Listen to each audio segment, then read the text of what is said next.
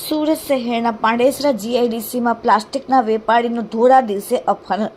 પોલીસે વ્યારા પાસેથી કારમાંથી 5 આરોપીઓને વેપારી સાથે ઝડપી પાડ્યા અને વેપારીને છોડાવ્યો.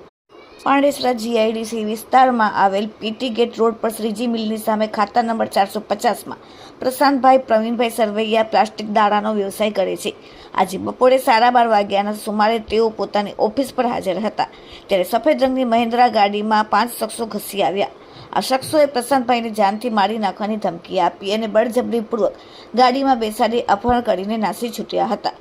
પોલીસની પ્રાથમિક તપાસમાં બહાર આવ્યું કે આ અપહરણ પાછળ આર્થિક વ્યવહાર જવાબદાર હતો. ભોગ બનનાર પ્રશાંતભાઈ પ્લાસ્ટિકના દાણાના વેપાર સાથે સંકળાયેલા છે અને આરોપીઓ સાથે તેમને ધંધાકીય સંબંધ હતા. આરોપીઓએ પૂછપરછમાં જાણવા મળ્યું કે ધંધાના બાકી નીકળતા ₹2.5 લાખની ઉઘરાણી વખતે વિવાદ ચાલતો હતો.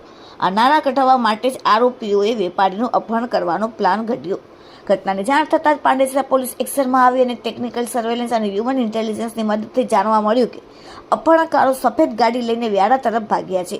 પાંડેસરા પોલીસના સર્વેલન્સ સ્ટાફે તરત જ વ્યાપી વ્યારા એલસીબી પોલીસને સતર્ક કરી અને હાઈવે પર નાકાબંધી ગોઠવી દીધી. અપહરણકારો જ્યારે વ્યારા ટોલ નાકા પર પહોંચ્યા ત્યારે પહેલેથી જ ગોઠવાયેલ પોલીસની ટીમે તેમની ગાડીને ચારે બાજુ ઘેરી લીધી.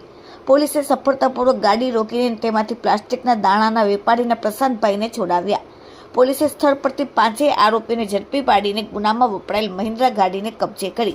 આ સાથે પકડાયેલ આરોપીના નામ છે: 1. શોએબ અખ્તર નિહાલ અહેમદ મોમીન, 2. વસીમ અહેમદ ખલીલ અહેમદ શેખ, 3. અશફાક અહેમદ અબ્દુલ જબ્બાર અંસારી, 4.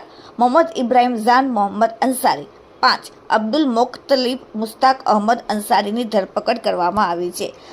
5 આરોપીઓ મહારાષ્ટ્ર જિલ્લો નાસિક માલેગાંવના રહેવાસી છે. Bureau report, daily India TV, Surat.